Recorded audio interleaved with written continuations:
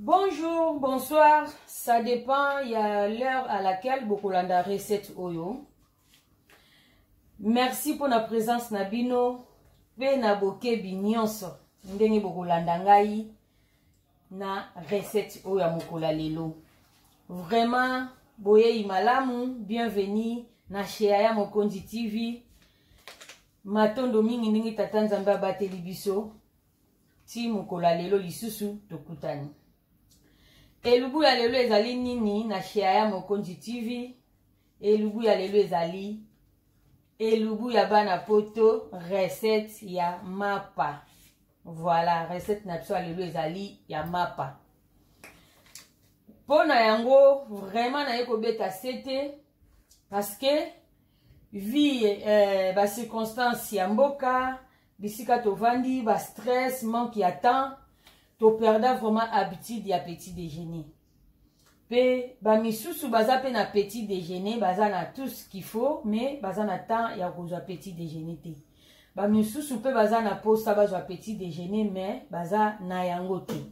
Yango na Cheaya Mokonzi TV, lelo aye na recette ya mapa, facile en 5 minutes, en tout cas au sali mapa na yo. Eza miracle te, mais eza kaka juste stratégie pe mayeli.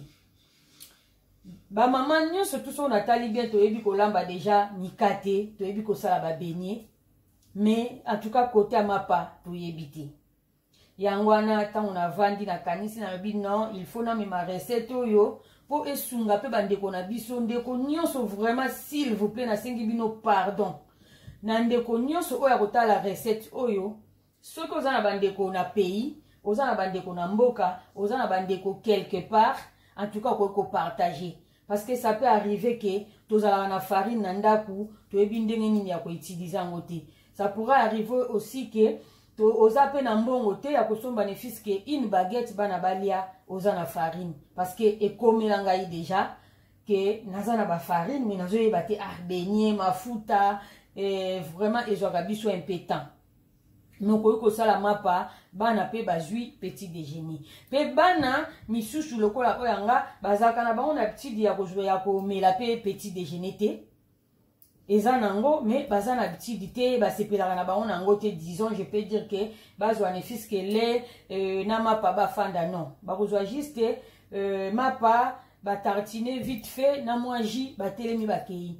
Mais et arrive à kake soki na sali mapa nga moko fait maison en tout cas ba vanda kana mesa bazu petit déjeuner. Donc lipa o ya mama et l'équipe pa ya ba boulanger nyo surtout ya mokili. Voilà, même si bimi malamu même bimi malamu te, mais tango bana ba yebi ke mama mutu asali yango avec amour, avec un bon cœur.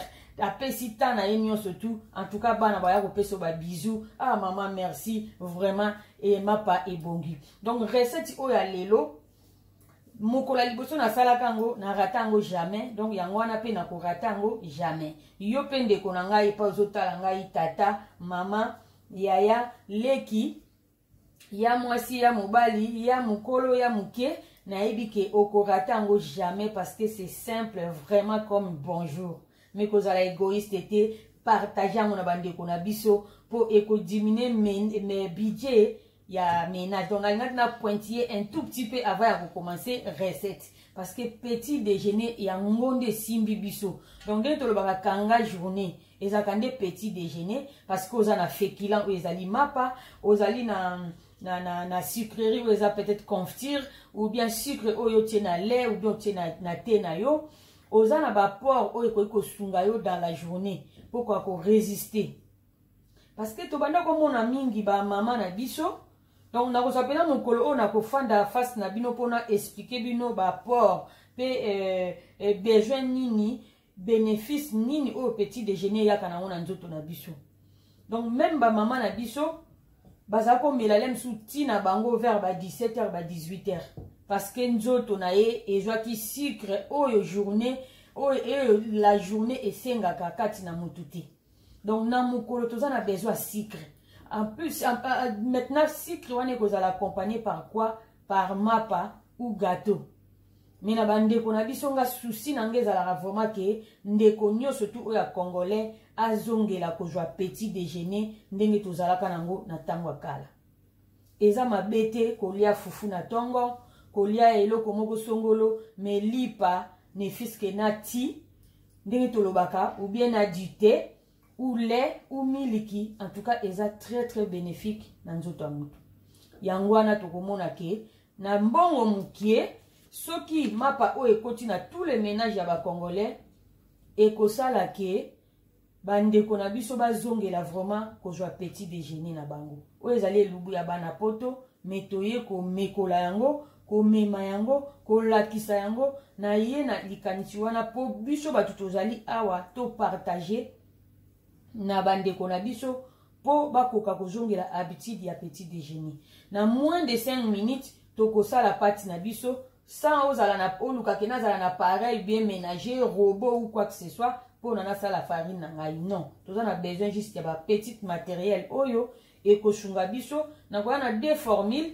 lelo na yeli bino formule oyo ya liboso prochainement na koya kosala même mapa na formule mosusu voilà na kanisa nazalaki vraiment un peu clair pour na ko préciser vraiment que yo mutu ozotala vidéo oyo kozape te tala tina suka et kozala vraiment très important pour na yo na yango tokozala na besoin ya base na biso eza déjà farine na biso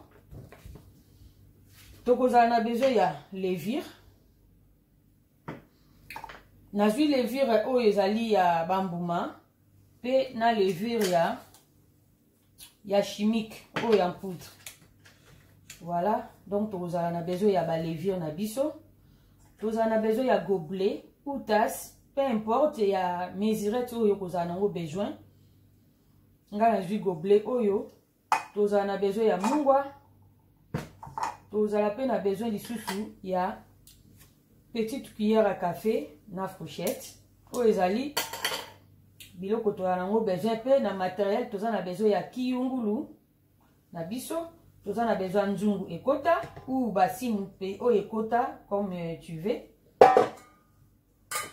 awa naza na besoin ya torchon yango oyo tozala na besoin ya torchon propre oyo eza mouillé voilà biloko na nga naza nango besoin yango donc pour commencer comme d'habitude maman nyonso na kati ya cuisine c'est le main le plus propre ezaka toujours ya mama maboko na nga eza propre nge nalingi na banda kolakisa bino par quoi nous devons commencer donc mesurette na nga yango oyo nakozala na besoin ya donc c'est vraiment simple pour mesurer naza na besoin ya kopesa bino te ke 200 grammes 300 grammes non naye kaka na mesurette na nga nzela mokuse mama nyonso tu na kati ya communauté na biso ou na moto oyo kopartage en tout cas aza na facilité ya kosala mapa oyo en tout cas bandeko na biso fo bazongela petit déjeuner tomoni école eza gratuit mais tatongo bana bakokolia mapa na bango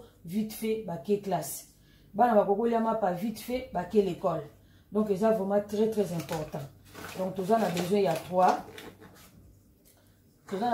3 gobelets na biso ya farine pourquoi nazwi pourquoi tokoyungula farine na biso po ezala bambuma te farine na biso ezala vraiment fluide hein?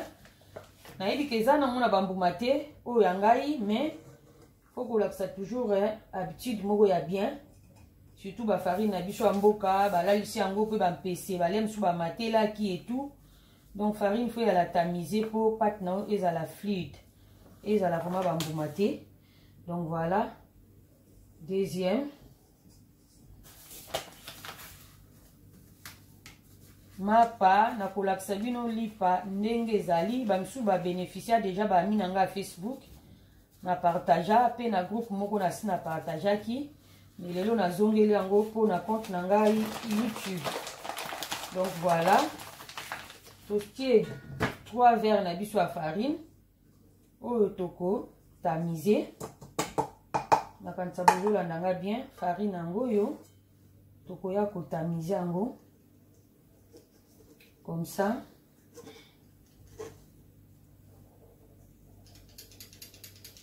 oyungoli farine na yo po ezala vraiment bambuma te ezala mbuma te Voilà. Farine nange ezalaki nango na mbuma te. Mais et dango et comme lisusu bien lisse. Après, tokozala na besoin ya cuillère à soupe, mais na kotia yango katikati ya cuillère ya soupe ya farine ya levure ya mbuma. Pardon, cuillère à café. Une demi-cuillère à café. Il y a levure en bouma. Levure oyo ya chimique. Et vous allez à peu près 70 grammes. Mais, maman dengue na lobali na bino kalambaka. Na misu, na maboko, na tiepe lisusu yepe katikati. Donc, na to mélange yango po et ça la kaka moi fluidité vraiment farine na biso à la naissance. Il y a deux levures wana et ça la ka vraiment moi il makasi.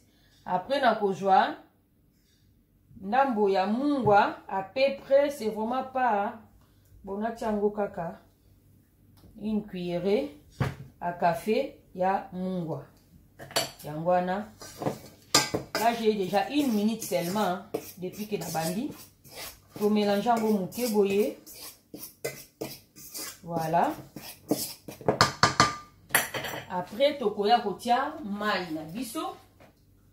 Maï, il faut ezala un peu tiède. Pas trop chaude, sinon farine na yo kosala bambuma. Donc maï à tiède kaka comme si quand on fait de beignets. Donc comme on a mis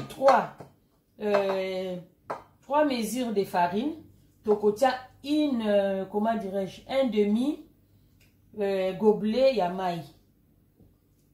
Donc les gens disent à peu près ce que je lamba l'osso. Donc, tu retiens un demi. Il y a un excès de notre on a besoin de mesurette. On tient un demi nangai. Il y a maï. Il y a un goyo. De tokoya ko balola. Farine na biso. Au départ, au balo, il y a una fourchette bien. Ou na fouet. Au baloli. On l'a sabine après avoir pour balola.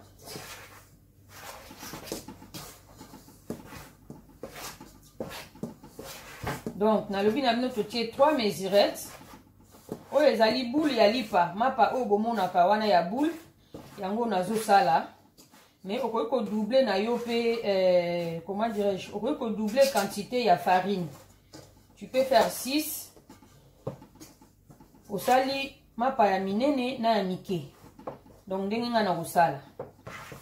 je vais faire ma paille minene na mike, mais on a tout ça là. Il y a minene et ça na mesure il y a 3.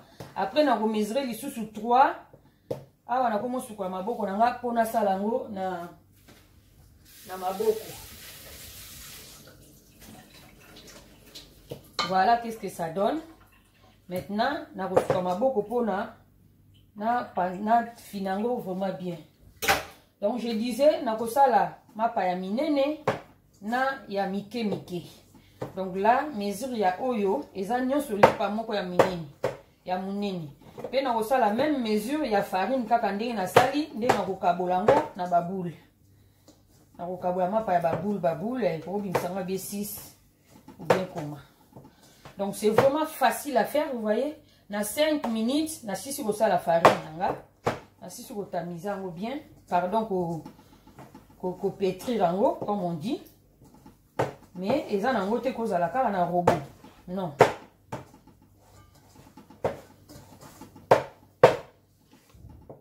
Ils en ont côté qu'il faut aux un robot caca avant un rosal en haut.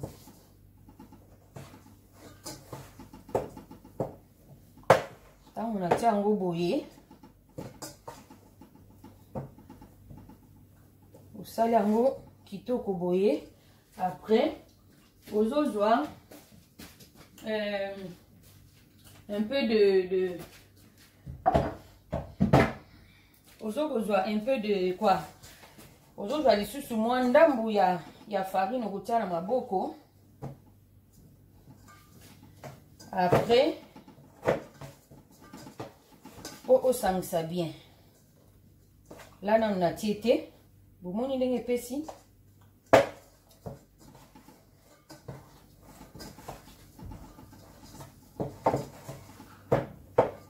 awa nazobongisa kaka farine nanga.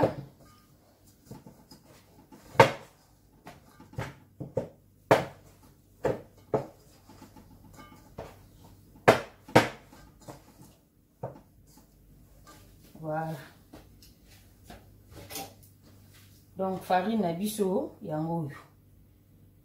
O bomona ke mapa lipa mobimba yango yo ndenge ezali boye déjà.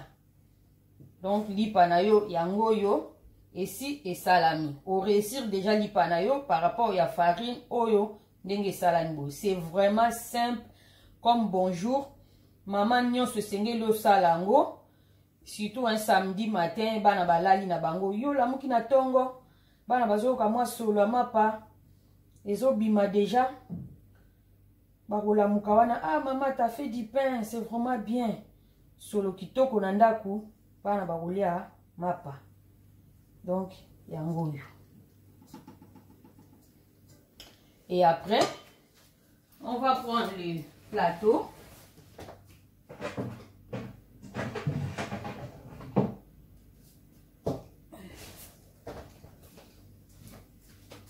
On va prendre les plateaux comme ça. Ok. Je vais mettre un peu de farine.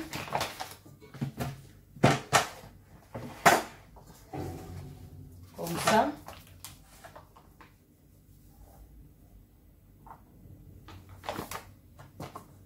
Donc, n'hésitez pas à mettre la farine comme ça, pas beaucoup. Tu mets un peu comme ça, là, la carte à plateau.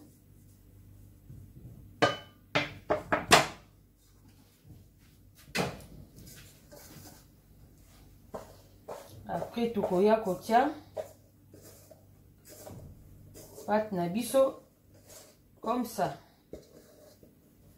Pour toper ça, on va juste moins forme. Hein? Donc, bozomona ndenge nazo benda ngo boye topesa ngo ka mwa forme ozo benda ngo na côté mibale. Donc obenda ngo comme ça. Donc on appelle ça juste un peu de forme. Pas vraiment trop. Ko caressa en minute pour musunino ya mapa déjà et c'est salami. Donc tu fais ça juste comme ça. Bozomona ndenge na osala nazo pesa moka mwa forme kaka boye na maboko bozo pesa ngo forme na farine na maboko opesi lipa na forme ya boule kitoko parce que tango ekovimba ozasu na besoin suso simba ngo te. Parce que sinon te misuni na ya mapa ekobeba. Donc là oyeko pesa lipa na forme kitoko oyo esengeli na se ofini pa yo ekozala ke. Vous voyez? Donc on pesa ngo juste forme moko ya bien comme ça. Donc mapa na yo aussi o réussir ngo déjà. Donc oza déjà na lipa na yo yango. Donc ndeko osali déjà lipa. Poser les plateaux. Donc l'ipanayo yango déjà. On va venir poser comme ça. De poser en haut. Comme ça dans le sabino. Et maintenant, bon on n'y lit pas. Il y a une épaissie forme. Toroti kango. Et vimba pendant au moins 2 heures du temps. Tokotika mwe vimba 2 heures du temps. Après nakoya kolakisa bino ndenge akovimba. Mengai comme na osala na ngai yango lobi na tongo normalement eza kaka na durée ya 2 heures du temps pour evimba. Mais moi je vais faire ça demain matin. Du coup je vais laisser reposer toute la nuit. Et demain matin, na four. Mais tout ça, on a besoin de torchon, on a epsaki bino. yango yo mouillé nde tokozipa yango boye tozipi yango bien totiki yango epema et on se retrouve juste après. Merci. Bon, merci. On se voit à tout à l'heure. Awa totika ki farine abiso et se reposa ki pendant toute la nuit. Mais ndenge na loba na binoke okoki laisser ngo kaka reposer pendant 2 heures du temps. Na pièce moko o ezali vraiment chauffé. Donc esika moko ya moto ou na pièce moko fermée. Si aussi toza pendant l'hiver okoki ko réchauffer un tout petit peu four na yo. Bon okoti na kati kaka moke obimisi. Mais osenga kaka ndenga na tiaka ngo juste na kajibi fermé ndenga na fermaki. Donc comme na laki pressé te la laki nango butu mobimba pe tongo etanaki ndenga na linga sala mapananga. Mais soko oza pressé pourquoi qu'on laisse en kaka 2 heures du temps ndenge to sala ka peu près baigner ndenge efandak. Donc awa to kozala siko on a besoin nini na deuxième phase to on a besoin juste ya moi farine na biso to kozala na besoin njungu na mufinuku na biso to kozala nango besoin le pauvre ane bomoni ke njungu na sa yango kaka mapa na ndenge beba donc na kokara kutu konika mote. Donc il y a zaka mingi njunga mapa ya okotaka na fu biloko ezaka vraiment moi makasi donc njungu nanga ngolo na mufinuku o tokotia mapa na biso. Voilà. Donc siko mapa na biso ndenge elalaki maboko eza déjà propre. Torchon na biso ezaki mouillé tolongoli. Torchon nanga o ezaki mouillé yango na couvraki na longoli yango mais juste à côté tokozwa na kozwa farine nangai tia vraiment farine ko banga te pour yango te ko permettre yo osimba bien lipa na yo oya juste kopesa ngo forme pour forme topesaki yango liboso et bungi ndenge et mati. Donc na olakisa bino ndenge sali bomoni ba madusu wana ezali nde mapa na biso misuni ya mapa déjà. Donc toya ko boma madusu wana te ozozwa farine na yo comme ça.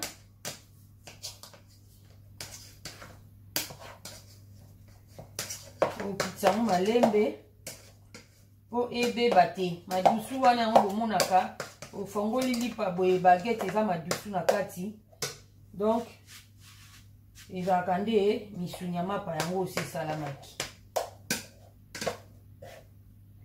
Bolanda mpenza na mokebi ndenge nayebisaki bino en tout cas c'est vraiment simple simple. Oglissa yango comme ça.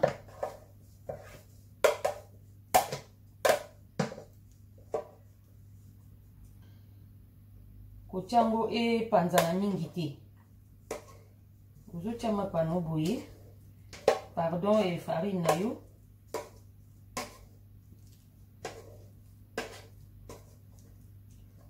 On étale un peu comme ça.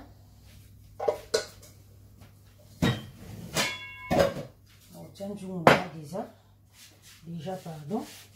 Donc bomoni déjà li panabiso ndengeza à peu près forme nango yango yo. Donc nakoya juste kobongisa yango comme ça. Obendi yango boye en deux. Vous voyez, c'est ma boko na nini. Obendi, aussi ma farine pour permettre yo simba mapa na yo. Soko lingi yango ezala mwa carré, otia yango ya carré. Mais lelo nga nazo sala lipa ya boule. Pour na ko permettre bande ko na biso yo mto ko partager famille na yo eza na Congo. Ba perdre habitude ya komela petit déjeuner, même ngai moko. Donc vidéo oyo ko kende et pas ya ba nièce pour ba s'en sortir pe bango moko. Donc lipa na biso déjà yango yo et jus forme.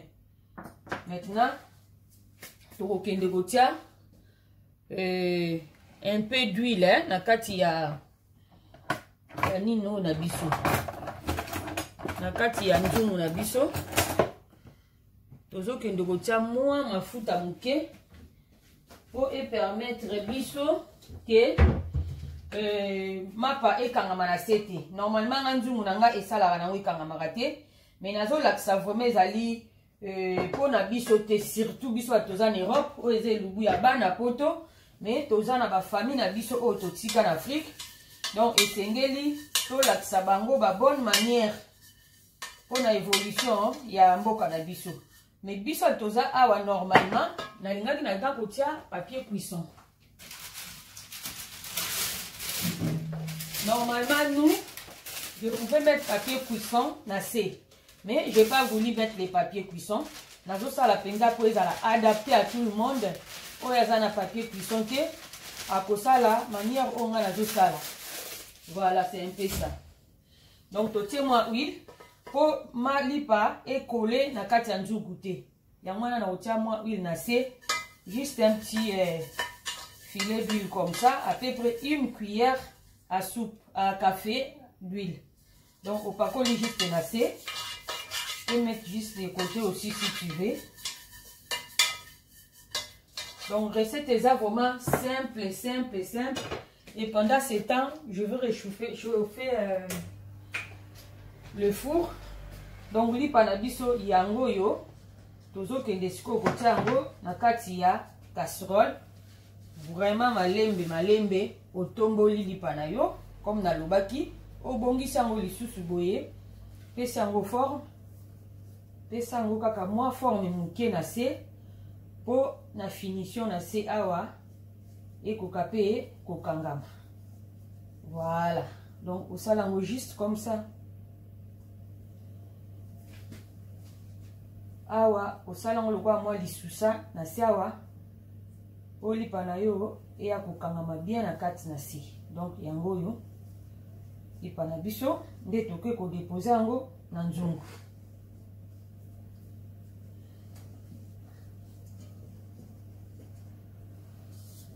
Voilà, topesi yango forme oyo esengeli. Sikoyo tokokende kotia yango na four. Voilà. Forme ya lipa na biso yango yo. Moni yango yo. Eza vraiment bien. Donc c'est prêt déjà. Tokei kotia yango na four.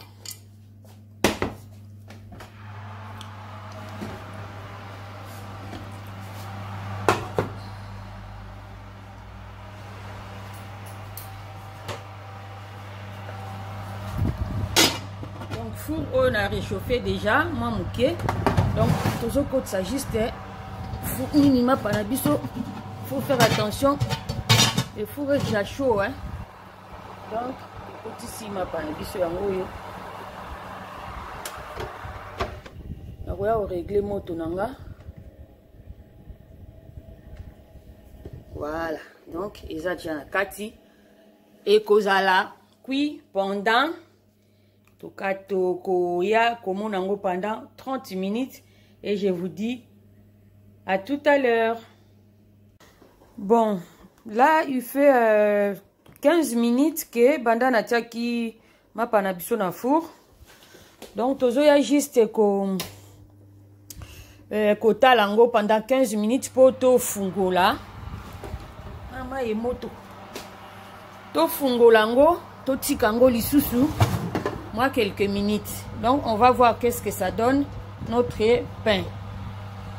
Waouh!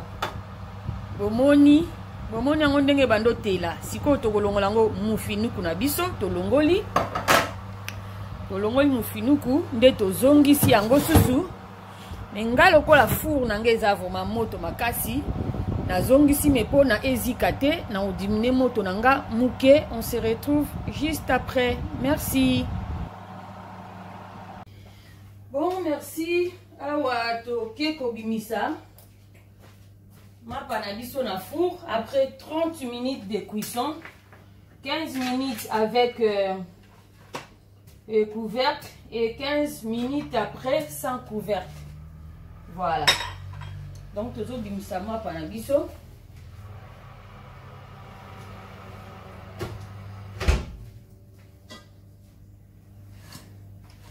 Donc mapa yango yo dengue belli. C'est vraiment très chaude. Donc tout ça on a besoin de belli na biso. On a okata mapa après. Mais juste tokoti kango un tout petit peu et se reposer. Bongo tokoya ko zongelango après. Ouh. Bon yango. Je sais pas si je fais trop. Mais de loin, vous voyez. Donc on va juste kofinikango couvrir. Na moto nango boye ko couvrir nango pour ezala vraiment moelleux. Donc to tiango boye to zipi yango pour ezala moelleux. Donc to zipi li panabiso soko za no pressé même pendant 30 minutes, 1 heure du temps, soko za pressé 2 heures du temps, nde to koya ko kata yango bien pour ezala vraiment bien doux.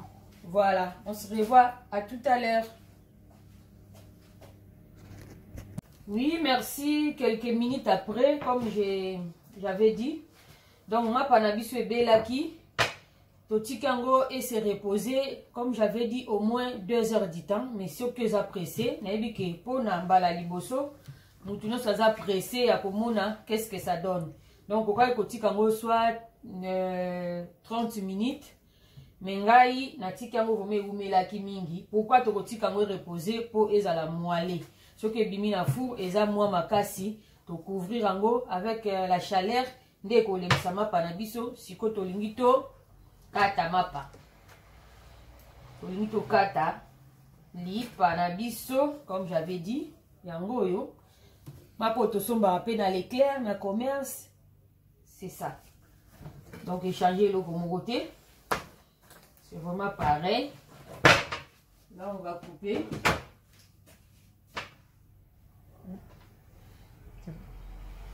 Donc, on va juste couper notre pain. Dans le cas, parce qu'il y a dans la position Oyo, je ne peux pas mettre la caméra par ici. Voilà.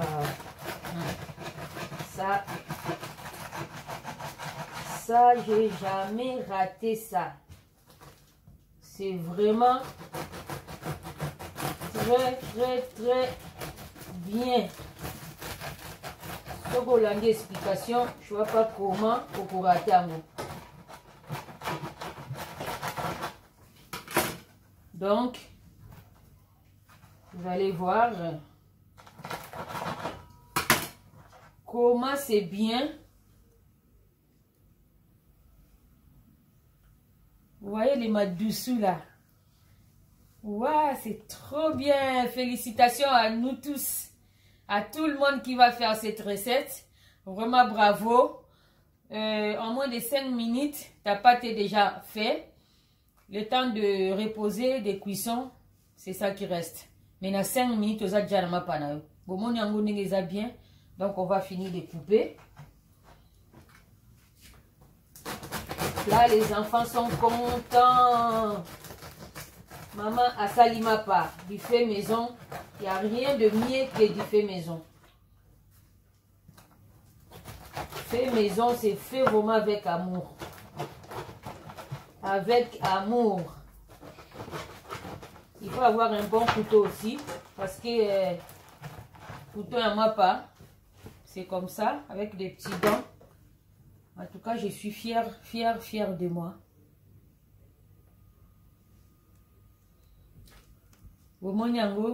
Voilà. Donc là, on va finir.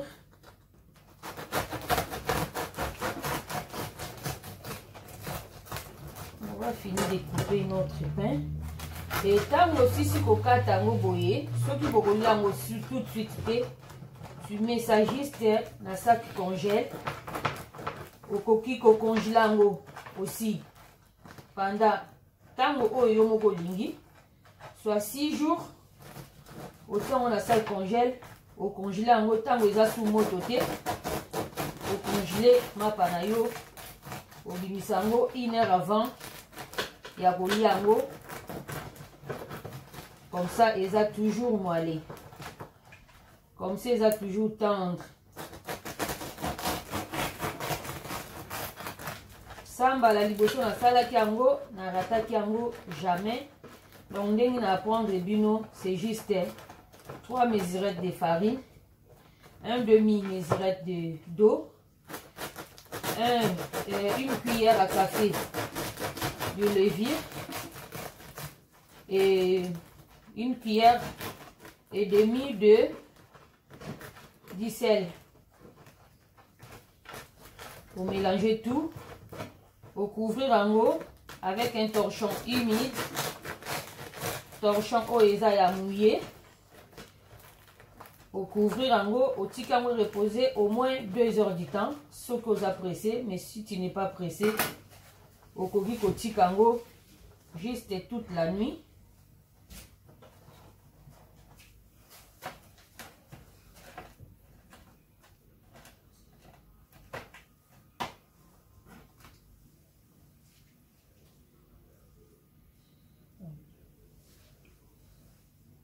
Voilà notre pain. Notre pain maison est là.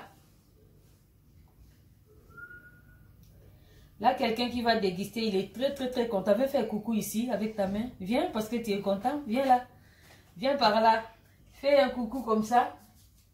Il est là, quelqu'un qui va manger. N'est-ce pas, c'est pas bon les mamans? Très moellé avec un petit café comme ça. Et tout rejoué. Bon, en tout cas, si vous avez aimé cette petite vidéo avec de la confiture ou du beurre ou quoi que ce soit, Nutella, la pâte à tartiner, l'avocat, pourquoi pas. Donc, vraiment likez et partagez s'il vous plaît. Parce que tant que vous likez, bakolo YouTube, bazomonake, quand même, la salle est bénéfique, important au niveau de la société. Donc, c'est ça, like et signifiaka que bango bazo comprendre lingala te, mais bazo mona tango like, tango partager, bamoni que ça quelque chose d'intéressant. Mais biso, des fois, tous à la kaka, ko commenter ou bien ko liker, ba makambo eza ezanga tine eza buzoba, yango no mona batebele bazo tala ba commentaire. Mais ko commenter, ba suggestion na bino, ba question, ba critique, ba encouragement, yango mte ko sala ke na avancer aussi dans l'avenir. Vraiment yom tozala ndekono na Congo, lipa o na estimango juste parce que 45 centimes ya farine plus levure plus maille, donc j'arrondis ça vraiment tout à 50 centimes, mais divisé par 2. Parce que là, paquet d'anga farine, ils en a 6 mesurettes. Donc là, lipa oh, ça vaut seulement 25 centimes. Vous voyez? Mais tout ça, on a commerce, des fois 2 € quelque chose. Donc ça vaut seulement 25 centimes. Ça peut nourrir au moins 4 personnes. Et c'est vraiment très lourd.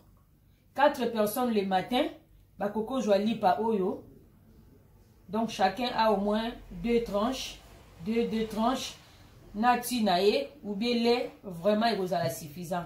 En tout cas, bah, j'aime, na ba cœur, na ba commentaire, na ba partage. Et que ça langa bien. Tokutani mbala sima. Na numéro o ekoya. Toujours na Sheaya Mokonzi TV. Abonnez-vous surtout.